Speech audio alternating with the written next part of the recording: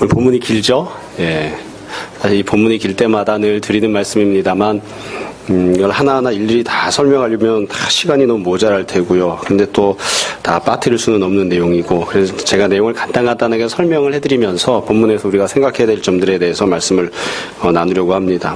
사실 우리가 사사기나 사사기 정도면 우리가 잘 알고 있는 구약 성경이에요.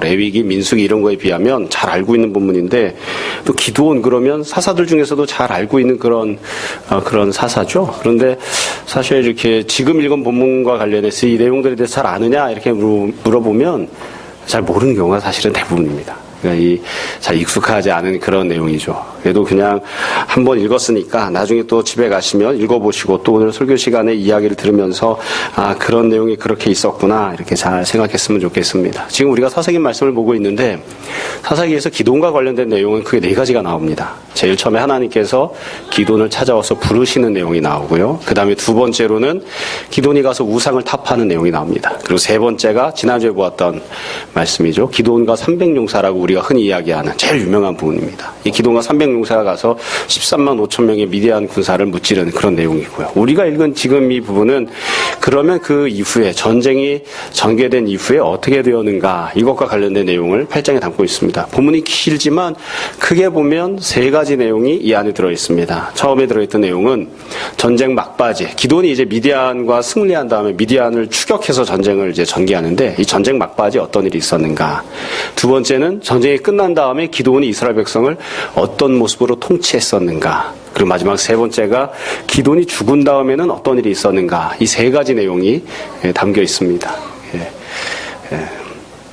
시험 보는 건 아니지만 다시 한번 잘 생각해 보세요. 본문에 첫 번째로 전쟁 막바지 어떤 일이 있었는가, 2번째로 전쟁이 끝난 다음에 기도원이 어떻게 통치했는가, 3번째로 기도원이 죽은 다음에 어떤 일이 있었는가 이렇게 되어 있습니다. 자, 먼저 전쟁 막바지에 어떤 일이 있었느냐.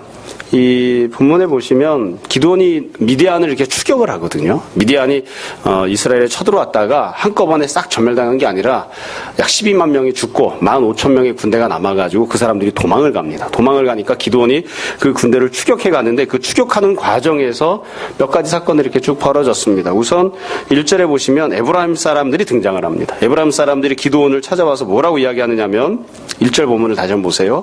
네가 미디안과 싸우러 갈 때에 우리를 부르지 아니하였으니 우리를 이같이 대접하면 어찌 됨이냐 하고 그와 크게 다투는지라. 참 아주 생소한 장면이 등장해요. 왜 그러냐면 이스라엘 백성들이 여지껏 미디안에게 식민지 생활을 했거든요.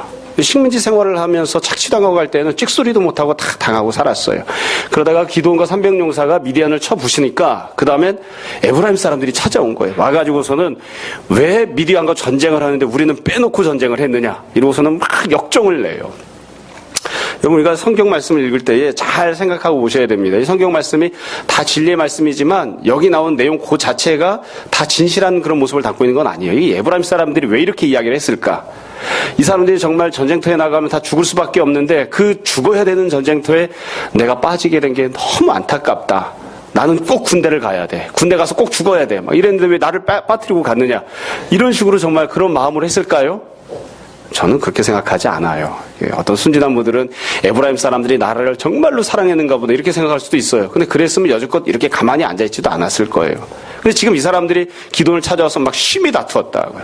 왜 우리를 놔두고 간 거야? 우리를 전쟁에 참여하게 해주지. 자, 이렇게 막 다투는 그런 모습이 나왔습니다. 그러면 왜 이 사람들이 이렇게 했을까요? 이유는 간단합니다. 현실적으로 생각해 보세요. 현실적으로 생각해 보면 전쟁이 이미 끝났습니다. 미디안이 다 패퇴하고 도망가고 있잖아요. 그럼 전쟁이 끝난 다음에 남아있는 일은 뭘까요? 나눠먹기가 남아있죠. 누가 얼마만큼의 전리품을 챙기고 누가 얼마만큼 승리하는 데 주역이 되었느냐. 이거 가지고 이제 쌈박질을 할 거예요.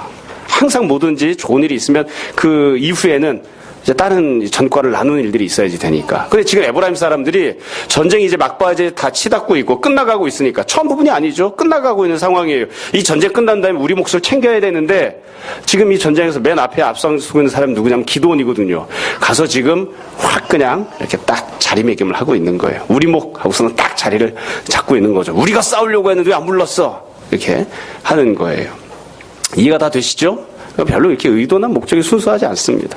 그러니까 이 상황에서 그럼 기드온은 어떻게 행동을 했느냐? 본문에 보시면 기드온이 그들을 달래요. 2절에 보시면 기드온이 그들에게 이르되 내가 여지껏 행한 일이 너희가 한 것에 비교가 되겠느냐?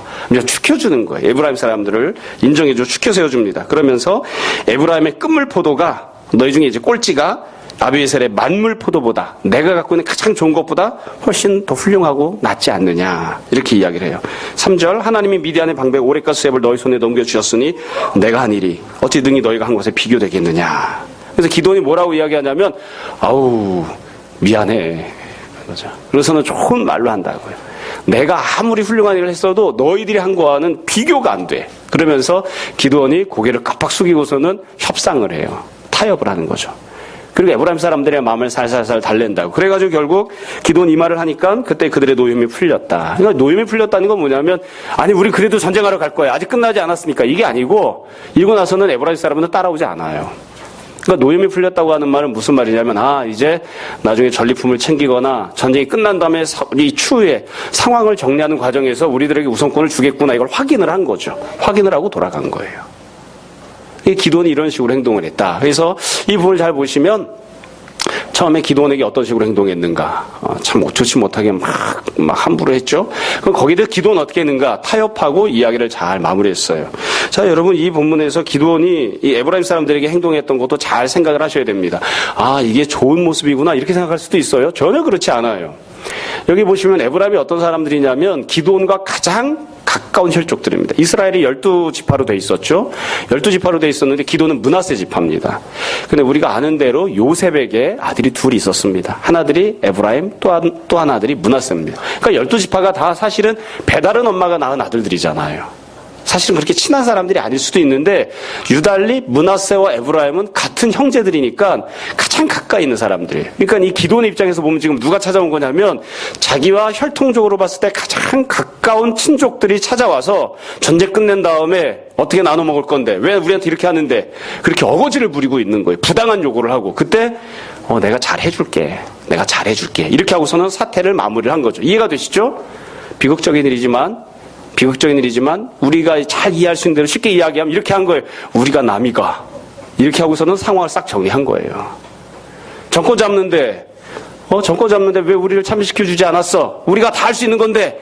그런데 이제 이미 정권 잡았거든요. 그러니까 이 정권 잡은 사람들이 우리가 남이가 나눠 먹을 때 내가 너희 다 챙겨줄 테니까 조용히 하고 조용히 돌아가 있어라. 이렇게 하고서는 상황을 딱 마무리한 거죠. 이해가 되시죠? 그러니까 한편으로 보자면 간단하게 정리하자면 부당한 요구를 하고 있는 혈족들의 그런 말도 안 되는 요구사항에 대해서 기드온이 좋은 말로 잘 타이르고 협상하고 타협해서는 그냥 돌려보내는 그런 모습이 이제 보인 거죠. 그 다음에 이제 기드온이 실제로 미디안을 막 추격해 갑니다. 추격해 가면서 어떤 일이 벌어졌느냐. 4절에 보시면 기드온과 그와 함께한 자 300명이 요단강에 이르러 건너고 비록 피곤하나 추격하며 5절 그가 숫곳 사람들에게 이르되 참 이것도 굉장히 비극적인 장면이에요. 왜 그러냐면 처음에 전쟁이 시작할 때 300명이 시작했죠. 그래서 미디안 12만 명을 죽이고 12만 명이 지금 다 패퇴하고 도망가고 있잖아요. 15,000명밖에 안 남았다고요. 그러면 우리가 갖고 있는 상식적인 기대는 뭐냐면 이쯤 되었으면 다른 사람들도 따라 붙어야 되는 거 아닌가요?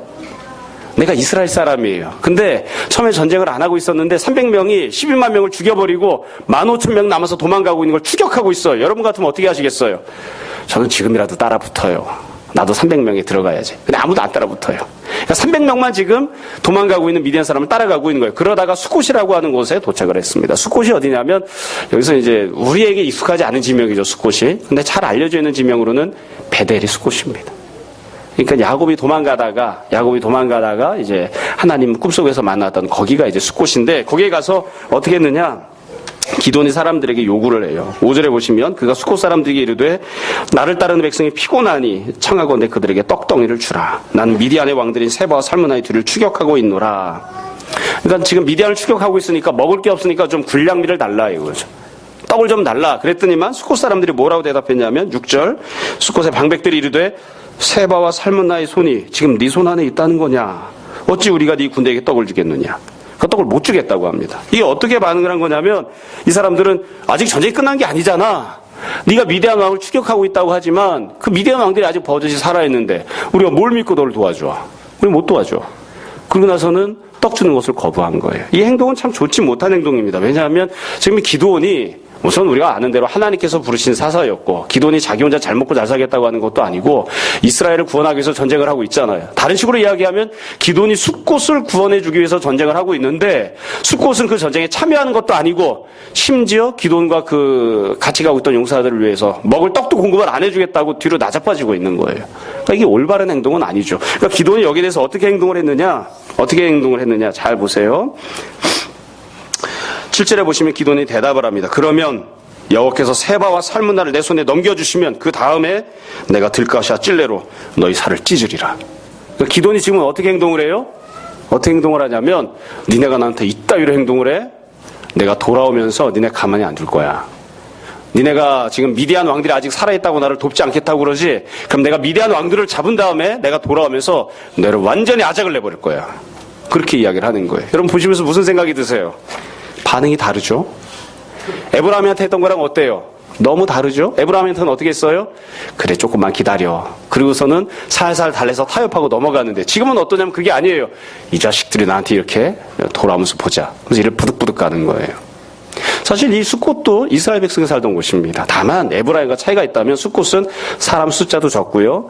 기드온과 혈통적으로 봤을 때 좀 먼 친척들입니다. 그러니까 별로 상관이 없는 사람들인 거죠. 나랑 먼 친척들이고 이스라엘이긴 하지만 가장 가까이 지내는 사람들도 아니고 숫자도 적고 그런 거예요. 그리고 나서 어떻게 했느냐? 거기서 조금 더 올라가요. 조금 더 올라가면 뭐가 있냐면 부두엘에 있습니다. 18절에 보시면 죄송합니다. 8절에 보시면 거기서 부두엘로 올라갔어요. 숫곳에서 조금 더 올라간 부두엘이 있어요. 부두엘에서 올라가서는 어떻게 했느냐? 그들에게도 똑같이 구해. 우리에게 떡을 달라. 그랬더니만 그 부두엘 사람들도 똑같이 이야기를 한다고요. 못 줘 이러는 거예요. 못 줘. 그러니까 기드온은 어떻게 했냐? 9절에 보면 기드온이 분엘 사람들에게 말해요. 내가 평안히 돌아올 때에 이 망대를 헐리라. 어떻게 얘기한 거냐면 니네가 나한테 떡을 안 줘? 떡을 안 줘? 내가 돌아오면서 니네 확 다 그냥 쓸어버릴 거다. 있는 집 싹 다 무너뜨리고 다 망하게 할 거야. 이렇게 이야기를 하는 거예요. 여러분 이 기드온이 이렇게 했던 이야기는 굉장히 좀 부당한 이야기예요. 왜 그러냐면 사실 구약성경에서 계속 이야기하는 대로 하나님께서 말씀하시는 대로 누군가를 향해 대할 때의 기본적인 태도가 있어요. 우리가 그게 잘 안 돼서 그렇지만 눈에는 눈, 이에는 이에요. 떡을 달라고 하는데 안 주죠. 그럼 어떻게 하면 되죠? 돌아올 때 나도 너 떡 안 줘. 그러면 돼요. 그게 최대치예요, 사실은. 근데 기드온은 어떻게 해요? 떡을 못 주겠다고 하니까 그래? 내가 니네 살갗을 다 벗겨버릴 거다. 내가 돌아오면서 니네가 살고 있던 집이고 망대가 다 무너뜨릴 거다. 내가 너희를 싹 망하게 할 거야. 그리고 나서는 전쟁하러 또 가는 거예요. 굉장히 부당하게 행동을 하는 거죠. 그러니까 지금 했던 이 기드온이 보이는 모습은 별로 아름다운 그런 모습이 아니고 굉장히 분노하고 있는 거죠. 그 다음에 어떻게 했느냐? 실제로 가서 전쟁을 막 합니다. 여러분이 10절부터 12절까지 보시면 기드온이 막 추격을 해가지고 미디안의 두 왕을 붙잡아요. 10절에 보시면 이때 세바와 살문나가 갈골에 있었는데 동방 사람의 모든 군대 중에 칼든 자 12만 명이 이미 죽었어요.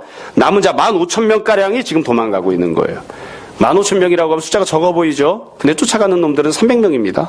기드온은 아직 300명대로 쫓아가고 있는 거예요. 근데 저쪽 군대는 15,000명이니까 지금 50대 1로 싸우고 있는 거죠. 근데 가서 기드온이 전쟁에서 승리합니다.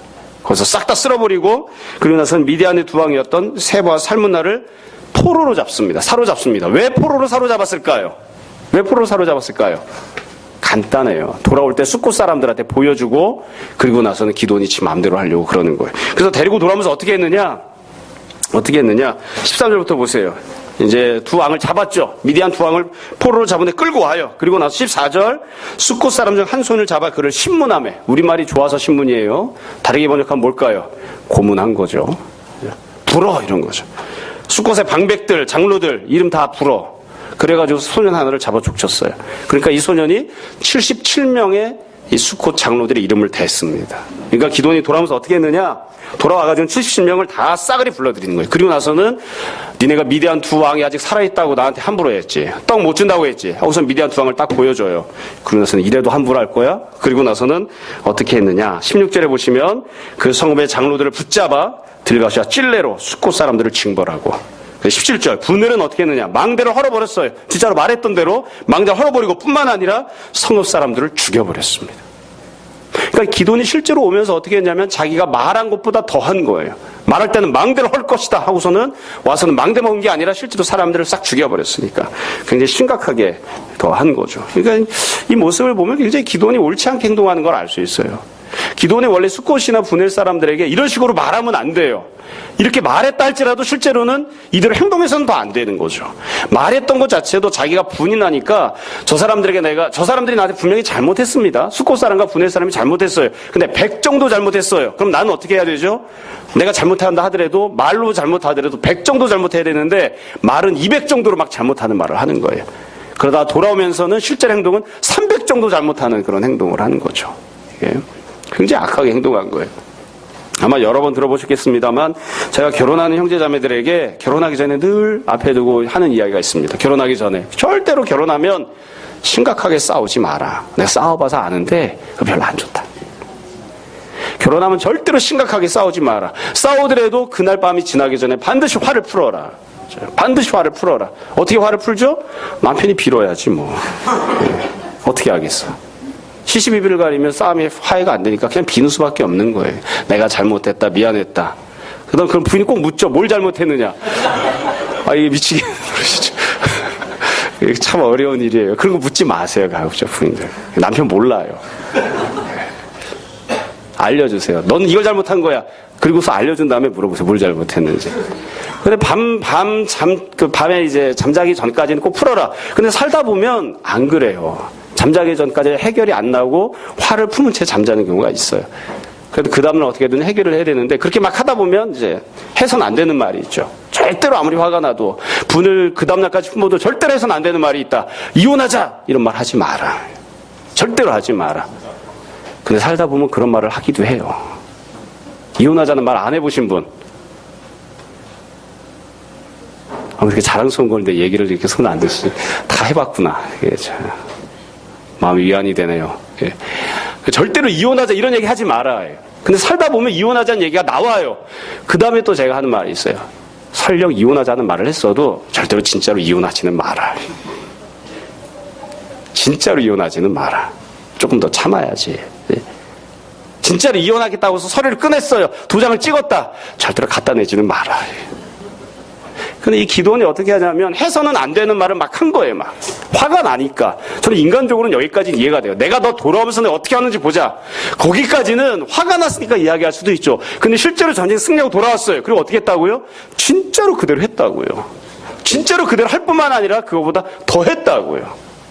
참 옳지 않은 거죠. 뿐만 아니라 이 기드온이 나중에 이 미디온의 두 왕을 어떻게 했느냐? 죽입니다. 죽일 때 보면 죽이는 장면을 상세히 설명을 해놨어요. 18절부터 21절까지 보시면 어떻게 죽였는지를 설명을 했는데 18절에 보시면 그가 세바와 살무나에게 말해요.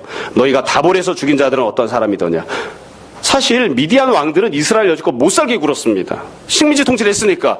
그러니까 수없이 많은 죄를 졌겠죠. 기도도 사실 포도 타작하는 데서 포도 틀에서 타작할 정도로 많이 착취당하고 많이 힘들게 살았으니까 미디안 왕들이 이스라엘 백성들에게 수많은 죄를 저질렀을 거예요. 근데 지금 특정적인 사건을 지금 기도니 언급하는 거예요. 너희가 다볼에서 무슨 일을 저질렀는데 특별히 이 사건을 기억하고 있었던 거죠. 무슨 일이 있었느냐?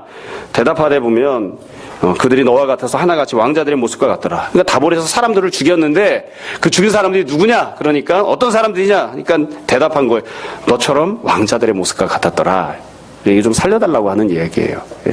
나중에 보면 그들이 내 형제들이며 내 어머니 아들들이니라. 그러니까 기드온의 형제들을 이 미디안 왕들이 죽였던 거예요. 어디에서? 다볼에서. 그러니까 식민지 생활을 하다 보니까 기드온이 기드온뿐만이었겠어요. 다른 많은 사람들도 이런 일들을 당했었겠죠. 기드온의 형제들이 죽임당한 거예요. 미디안 왕들에게. 그러니까 기드온이 그걸 딱 기억하고 있었던 거죠. 그러고 나서는 미디안 왕들을 불러다 놓고 왜 죽인다고 이야기하냐면 네가 만약에 내 형제들을 죽이지 않았으면 나도 너를 죽이지 않았을 거야. 그러나 네가 내 형제들을 죽였기 때문에 나도 너를 살려둘 수 없다. 그러고 나서는 미디안 두 왕을 죽입니다. 여러분 이 장면을 놓고 보시면 참 묘하게 돼 있어요. 왜 그러냐면 미디안의 두 왕들은 사실은 심판받아서 죽어야 돼요. 근데 기드온이 이런 식으로 행동하지 않아도 된다고요. 원래는 원칙은 어떻게 해야 마땅하냐면 재판에 회부해야죠.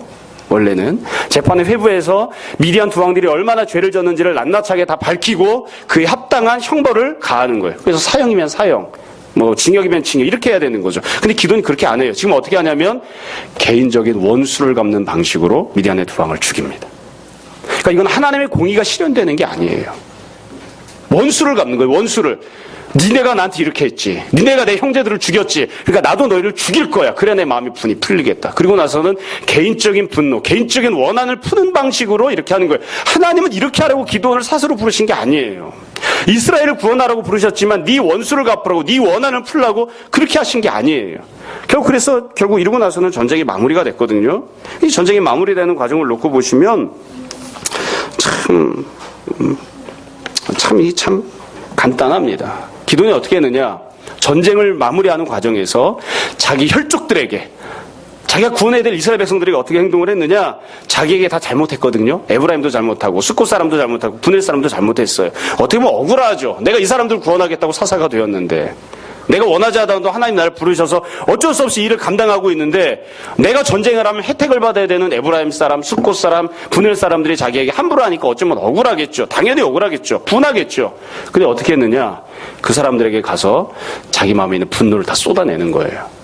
가까이 있거나 혹은 좀 숫자가 많거나 이러면 좀 살살살 하고, 그렇지 않고 자기들에게 함부로 했다 싶은 사람들에게 가서 니네가 나한테 있다 이래?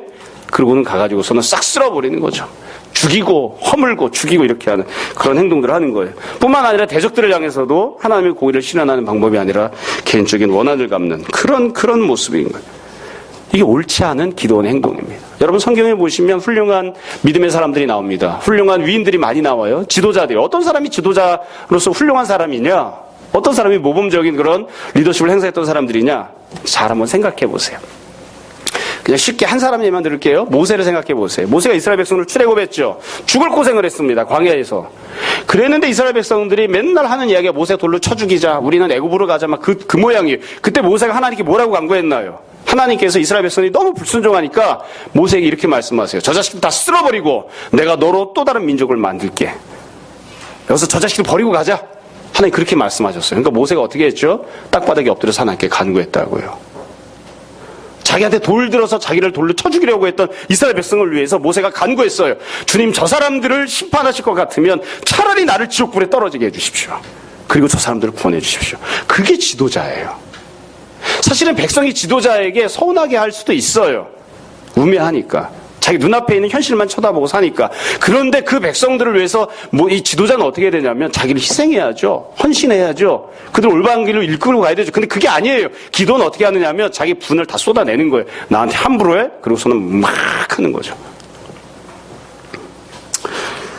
지금 기도원이 어떤 사람이 되었느냐? 우리가 잘 아는 대로 제가 이게 복잡하게 막 설명하는 것처럼 뭐죠? 간단한 거예요. 기도원의 직분이 뭐죠? 사사죠. 하나님이 사사로 부르신 거예요. 왜 사사로 부르신 거죠?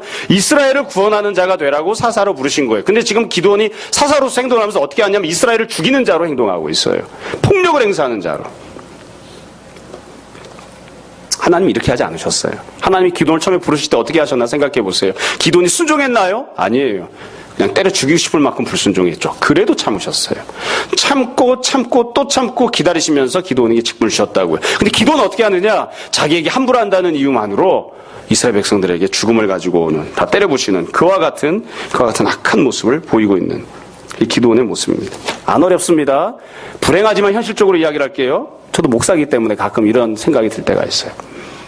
여러분들도 마찬가지예요. 누구든지 다 나보다 아랫사람이 있으니까 내가 그 사람을 위해서 수고하고 애썼는데 뭐 이해 쉽게 되시라고 하는 얘기, 그런 목사님들 많지는 않지만 저는 절대로 안 그래요. 그 사람을 위해서 수고하고 애쓰고 헌신해주고 기도해줬는데 그 사람이 나한테 함부로 해요. 그럼 무슨 마음이 들죠? 저 자식은 벌 받아야 돼. 목사한테 함부로 해? 저 자식은 벌 받아야 돼. 라는 마음이 들 수도 있어요. 그게 인간이에요. 그게 인간이에요. 내가 그렇게 위해서 애써줬는데 나한테 함부로 해? 저 자식은 벌 받아야 돼. 여러분 그런 마음 가져보셨습니까? 지금 기도원이 그런 식으로 행동하는 거예요. 그건 본능적인 거죠. 그건 별로 하나님 뜻에 합당하지도 않고 올바른 모습도 아닌 것입니다. 자, 그러면 그 다음에 전쟁이 끝났어요. 전쟁이 끝났습니다. 그 다음에는 어떤 일이 벌어졌느냐? 기도원이 이제 실제로 통치를 합니다. 이 부분 간단하게 말씀을 드리려고 합니다. 기도원이 실제로 통치하는 과정에 보면 기도원이 통치하는 내용이 3가지가 나오는데요. 아주 간단해요. 똑같은 내용을 반복해서 기록한 거니까요. 처음에 22절 말씀을 보세요. 22절에 보시면 이스라엘 사람들이 기도원을 찾아와요. 그리고 말을 합니다. 당신이 우리를 미디안의 손에서 구원하셨으니 당신과 당신의 아들과 당신의 손자가 우리를 다스리소서 하는지라. 이 이스라엘 백성이 와서 뭐라고 하냐. 당신이 우리를 건졌으니까 당신이 우리를 통치하고 당신의 자녀도 우리를 통치하고 당신의 손자도 우리를 통치하십시오. 우리는 그런 세상에서 살고 있기 때문에 이거 이해하기가 쉬워요. 아버지도 대통령, 딸도 대통령이잖아요, 우리. 이게 이 이스라엘 백성들이 그렇게 이야기를 했어요. 그러니까 기돈이 뭐라고 했는지 잘 보세요. 23절. 기돈이 그들에게 이르되 내가 너희를 다스리지 아니하겠고 나의 아들도 너희를 다스리지 아니할 것이요 여호와께서 너희를 다스리시리라. 여러분, 좋은 말이에요, 나쁜 말이에요? 너무 좋은 말이에요. 기돈이 이런 사람이었나 싶어요. 제가 이 본문을. 나도 너희를 다스리지 아니할 것이고 나의 아들도 너희를 다스리지 아니할 것이다. 여호와께서 너희를 다스릴 것이다. 이보다 더 훌륭한 말이 없어요. 기돈은 적어도 말은 번지르르하게 잘하는 사람이에요. 말은 정말 잘해요. 그런 다음에 어떻게 했느냐. 첫 번째 24절. 기돈이 또 그들에게 이르되 내가 너에게 요청할 것이 있는데 너희는 각기 탈취한 귀고리를 내게 줄지니라 하였으니 이는 그들이 이스마엘 사람이므로 금 귀고리가 있었음이니라. 그러니까 금 귀고리를 다 하나씩 나한테 빼서 달라 이거예요. 그래가지고 어떻게 했느냐. 25절 보세요. 무리가 대답하되 우리가 즐거이 드리리이다 하고 겉옷을 펴고 각기 탈취한 금 귀고리를 그 가운데 던지니 기돈이 요청한 금 귀고리 무게가 금 1700세겔이요. 그래서 다른 것들도 걷어들였다. 그러니까 지금 걷어들인 게 1700세겔이면 어느 정도냐면 약 20kg쯤 됩니다. 20kg. 선은 몸무게 몇 킬로지? 20 몇 킬로? 23kg? 선재는 아가씨라서 몸무게를 안 물어본 거예요. 선우 정도 되는 만큼의 금을 받은 거예요. 이게 참 묘한 것입니다. 여러분, 이 간단하게 쉽게 얘기할게요. 왜 이렇게 보면 이렇게 했구나. 간단해요. 기돈이 어떻게 했느냐. 나는 너희를 다스리지 않아. 내 아들도 너희를 다스리지 않아. 너희는 여호와만 섬겨야 돼. 그럼 그 다음에 어떻게 하는 게 정상일까요? 논리적으로 생각해 보세요. 이제 우리 여호와를 섬기러 가자. 여호와께 감사하러 가자. 여호와께 제사 드리러 가자. 그래야 되죠. 근데 그거 아니에요. 그 다음에 뭐예요? 다 내놔. 그리고 가지고서는 모든 백성들로부터 하나씩 다 뺏은 거예요. 쉽게 이야기하면 기돈이 통치자가 된 다음에 했던 제일 첫 번째 행동이 뭐냐. 백성들의 재물을 가지라고 하는 권리를 준 적이 없어요. 근데 기돈이 어떻게 됐느냐. 전쟁 이후에 기돈에게 나타난 가장 중요한 첫 번째 변화가 무엇이었느냐. 이전에는 기돈이 전쟁하기 이전에는 그냥 땅이나 갖고 살아가던 사람이었는데 전쟁이 끝난 다음에는 재벌이 됐다고요. 왜? 백성들로부터 물건을 다 걷어들였으니까. 하나님이 허락하지 않은 행동을 했으니까. 간단해. 이게 옳지 않은 행동이라는 것을 어떻게 알 수 있느냐. 그럼 하나님께 뭘 드렸나요? 하나님께 뭘 드렸죠? 아무것도 없어요. 기돈이 백성들을 데리고 하나님께 가서 감사했던 거 한 번도 없어요. 하나님께는 금가락지 하나도 드린 적이 없어요. 근데 모든 백성들로부터 다 김거리를 다 하나씩 뺏었다고요. 그래서 기돈이 자기 창고에 가득가득 채운 거예요. 어렵지 않아요. 기돈 순 나쁜 놈이죠. 그렇죠? 한 나라의 정치 지도자도 마찬가지고요. 목회자도 마찬가지예요. 목사가 되기 전까지에는 통장의 잔고가 5,000원이었는데 목회자 생활 끝나고 나서 죽을 때 통장에 잔고 봤더니 5,000원이 아니고 더 있다. 그럼 그건 나쁜 놈인 거예요. 나쁜 놈인 거예요. 근데 목사가 죽었는데 잔고에 5,000원이 남아있는 게 아니고 몇 억이 남아있다. 혹은 몇십억이 남아있다. 그건 사기꾼이죠, 그건. 기돈보다 더 나쁜 놈이에요, 그건. 다시 말씀드립니다. 기돈이 통치를 하면서 제일 처음에 한 게 뭐예요? 백성을 착취한 겁니다. 사실은 이게 과거로 돌아간 거예요. 미디안으로부터 이스라엘 백성들이 왜 해방을 누려야 되고 왜 구원을 받아야 됐나요? 미디안이 착취하니까. 미디안이 못 살게 하니까, 못 먹고 살게 하니까, 그러니까 거기로부터 구원을 받기를 원했던 거예요. 기돈 자신도 착취를 당해가지고 밀 갖다가 타작하면서 포도 그 열매 하는 데서 했었잖아요. 근데 지금 기돈이 어떻게 하냐면 대상만 달라졌을 뿐이에요. 정도만 달라졌을 뿐이에요. 자기도 착취하는 착취자가 되었어요. 왜 이렇게 해야 되느냐? 왜 이렇게? 이거 옳지 않은 거죠. 이건 정치적인 성향과 상관없이 말씀드리는 겁니다. 여러분, 일제시대가 좋습니까? 박정희시대가 좋습니까? 당연히 박정희시대가 좋습니다. 그럼 비교할 대상이 아니에요. 식민지 통치를 받고 있던 일제시대와는 아무것도 비교할 수가 없죠. 근데 우리가 안타깝게 생각하는 건 그거예요. 일본 사람들이 우리나라를 통치하면서 폭력으로 행사했죠. 폭력으로 통치를 했다고요. 그러면 그 이후에 정권을 잡은 우리나라 대통령은 폭력으로 통치하면 안 되는 거예요. 비록 일본 사람이 고문하는 것보다는 덜했어도 절대로 우리나라 사람이 대통령이 된다면은 같은 백성을 고문하거나 해서는 안 되는 거죠. 근데 그렇게 했다고요. 지금 기돈이 그렇게 하는 거예요, 기돈이. 이게 뭡니까, 이게. 그 다음에 두 번째로 어떻게 했느냐. 여러분 27절부터 보시면 아주 슬픈 내용이 나와요. 27절부터 보시면 기드온이 그 금으로 에봇 하나를 만들어 자기의 성 오브라에 두었어요. 온 이스라엘 그것을 음란하기 위함으로 그것이 기드온과 그의 집에 올무가 되니라. 여러분 간단한 구절이지만 이 간단한 구절에 아주 중요한 내용이 들어있죠. 기드온이 통치자가 된다면 어떤 일이 벌어졌느냐. 기드온이 에봇을 하나 만들어놨는데 이스라엘 백성이 그것을 우상숭배하듯이 섬겼다고요. 이 과거로 또 돌아간 거예요. 과거로 미디안이 통치하던 시대로. 왜 미디안이 통치를 하게 되었나요? 이스라엘 백성이 우상 숭배하고 죄를 졌기 때문입니다. 근데 하나님이 사사로 기드온을 세워놓았는데 이 사사가 된 기드온이 이스라엘 백성들을 우상 숭배하는 대로 끌고 간 거예요. 끌고 간 거예요. 적극적으로 우상 숭배하라고 하진 않았지만 여하튼 우상 숭배하는 곳을 끌고 간 거죠. 자, 이게 옳지 않은 거죠. 과거로 돌아가 버린 거예요. 이거 오늘날 한국교회에서도 우리 가정이나 우리 교회에서도 많이 찾아볼 수 있는 내용들입니다. 우리나라 사람들이 얼마나 오랫동안 우상숭배하며 살았습니까? 하나님만이 다른 것을 섬기고 살았잖아요. 그것 때문에 하나님 앞에서 죄를 범하고 그것 때문에 심판을 받는 그런 모습이었는데 이 땅에 복음이 들어왔습니다. 그 절대로 해서는 안 되는 게 있어요. 우상숭배하면 절대로 안 됩니다. 절대로 목사를 우상으로 만들어서도 안 되고 절대로 건물을 우상으로 만들어서도 안 되고 무엇이건 우상숭배가 될 수 있는 것, 하나님의 다른 것을 하나님처럼 섬기는 건 절대로 해서는 안 되는 거예요. 그럼 자꾸 거기로 돌아가고 있잖아요. 돌아가고 있잖아요. 그런 다음에 보십시오. 형제들 특별히 잘 보세요. 29절부터. 그 다음에 기드온은 어떻게 했느냐. 요아스의 아들 여룻발이 돌아가서 자기 집에 거주하였는데 이게 통치하면 세 번째예요. 30절. 기드온이 아내가 많으므로 그의 몸에서 낳은 아들이 70명이었고 이름 다 외웠을까요? 세겜에 있는 그의 첩도 아들을 낳았다. 그러니까 기드온이 통치가 된 다음에 뭐 했어요? 처와 첩을 많이 두고 자식들 낳고 살았다. 이게 통치자가 된다면 기드온이 했던 행동이에요. 간단합니다. 하나님께서 이스라엘 백성들에게 말씀하시면서 가나안 땅에 들어가면 가나안 사람들 문화를 따르지 마라. 그 사람들 사는 것처럼 살지 마라 그랬어요. 가나안 사람들이 어떻게 살았느냐? 첩을 두고 살았습니다. 기드온이 똑같이 하는 거예요. 과거로 다 돌아가 버린 거죠. 이게 사사를 왜 세웠는지 모를 정도의 그런 모습으로 다 회귀해 버리는 거예요. 여러분 이게 참 이런 모습을 보면 우리가 이스라엘 백성들이 무슨 생각을 했을까요? 내가 이스라엘 백성이라고 한번 생각해 보세요. 내가 이 시대를 살고 있던 이스라엘 백성인데 하나님이 기드온을 사사로 세우셨어요. 그래서 우리가 미디안의 통치에서 벗어났습니다. 우리가 미디안 백성들로부터 구원을 받고 우리가 자유를 얻게 되었어요. 그럼 이스라엘 백성들이 기드온이 사사로 통치하는 동안 무슨 생각을 했을까요? 저는 간단할 것 같아요. 기드온이 통치하는 모습을 보면서 잘 먹고 잘 살려면 기드온 옆에 붙어야 돼. 혈통이 좀 가깝든지 하라는 대로 하든지 여하튼 잘해야 돼. 만약에 말 안 들으면 미디안이 했던 것처럼 우리를 때려 죽이진 않겠지만 그래도 기드온 마음 상하게 하면 기드온 눈 밖에 나면 우리도 언제 죽을지 몰라. 그게 이스라엘 백성이 느끼는 느낌이에요.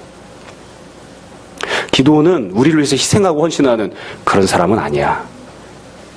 저 사람은 어떻게든 자기 재산을 챙길 거야. 여러분 기드온 시대의 청소년들은 무슨 생각을 하면 자랐을까요? 자, 여기 청소년. 은수가 만약 기드온 시대에 살고 있던, 기드온 시대에 있던 청소년이야. 그럼 이걸 보고 무슨 생각을 하겠어? 안 어려워요. 저도 커서 기드온처럼 되렵니다. 왜 그러지? 하나님께서 능력을 주셔서 기드온처럼 되면 1번, 백성들로부터 돈을 빼앗아 부자가 될 수 있습니다. 다 그거 바라보고 살겠죠.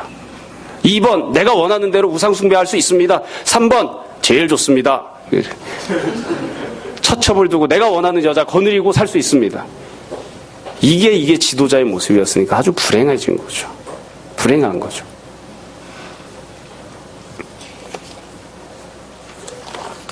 정리할게요.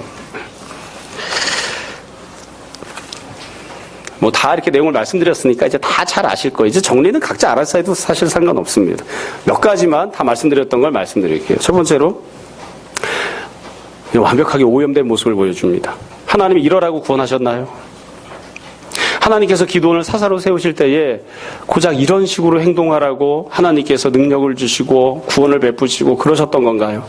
하나님께서 기드온을 보내실 때에 이스라엘 백성들에게 이렇게 행동하라고 하나님께서 그를 세우신 건가요? 그건 전혀 아니에요. 기드온이 힘과 능력이 없는데도 불구하고 하나님께서 기드온을 통해서 미디안으로부터 구원을 얻게 하셨어요. 그랬을 때 과연 이렇게 하라고 과연 그렇게 힘을 주신 건가요? 능력을 주신 건가요? 300명이 가서 13만 5천을 물리치게 하신 게 고작 이렇게 하라고? 또 다른 통치자를, 죄를 범하는 통치자로 네가 군림하라고 이렇게 하라고 하나님이 만드신 건가? 그거 아니에요. 하나님께서 기드온을 부르시고 그에게 직분을 주시고 능력을 주시고 은혜를 베푸시고 또 이스라엘 백성들에게 구원을 주셨던 건 이렇게 하라고 하신 것은 결코 아니었어요. 근데 기드온도 옳지 않게 행동을 하고 이스라엘도 은혜를 받았음에도 불구하고 딴 길로 빠져나갔다고요. 딴 길로 빠져나갔어요. 두 번째로, 이런 사사가 필요합니까? 이런 사사가 필요합니까? 아까부터 말씀드리죠. 없는 것보다는 훨씬 낫습니다. 이런 사사가 없어서 미디안의 식민 통치를 받는 것보다 이 사사가 있는 게 훨씬 낫습니다. 그러나 이건 정말로 하나님 뜻에 합당하지 않아요.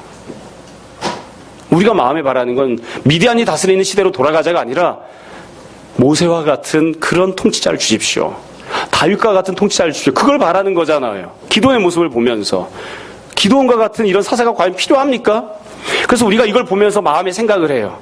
아, 사사로는 안 되는구나. 사사로는 안 돼요. 나중에 다윗이 등장할 거거든요. 다윗은 되나요? 다윗으로도 안 돼요. 그러니까 정말 하나님 말씀하시려고 하는 건 그거죠. 예수 그리스도의 참된 지도자와 참된 인도자는 없다. 주님을 참된 인도자로, 참된 구원자로 바라보고 주님만 바라보고 살아야 되는 거예요. 주님만 바라보고. 불행한 말씀을 드릴게요. 앞에서 계속 했던 이야기입니다. 자꾸 이런 얘기 할 때마다 저도 마음이 아프고 속상합니다. 한국 교회를 이렇게 보면 교회 목사님들이나 지도자들이 기도원처럼 해요. 기도원처럼. 어떻게 해요? 자기 마음에 안 들거나 자기에게 대들거나 자기 속을 상하게 하면 그러면 넌 저주를 받을 거야. 그런 식으로 행동하는 때들이 있죠. 한국 목사님들이 어떻게 하느냐면 기도원처럼 행동을 해요. 성도들이 헌금한 것을 가져다가 자기 주머니를 채우고 자기가 부자가 돼요. 한국에 있는 목사님들이 어떻게 하시느냐? 나쁜 목사님들이 보면 성도들을 예수님을 바라보고 하나님을 섬기는 자가 되게 하는 것이 아니라 하나님께는 아무것도 하지 않으면서 우상 숭배하는 엉뚱한 데로 끌고 가는 그런 일들이 많아요. 뿐만 아니라 나쁜 목사님들이 보면 처첩을 두고 음행을 저지르는 그런 일들이 얼마나 많은지 몰라요. 목회자는 그럴 수 있어요. 그러니까 그래서는 안 되지만 현실적으로 그런 일들이 있을 수 있어요. 기도원 같은 사람들이 있을 수 있어요. 그래서 우리가 목회자를 보고 실망하잖아요. 이런 사사가 있어야 되나? 이런 목사가 있어야 되나? 저런 교회를 가야지 되나? 우리가 실망을 하잖아요. 그리고 예수님 보는 거죠. 예수님을 바라보는 거예요. 사람을 보고 실망하니까.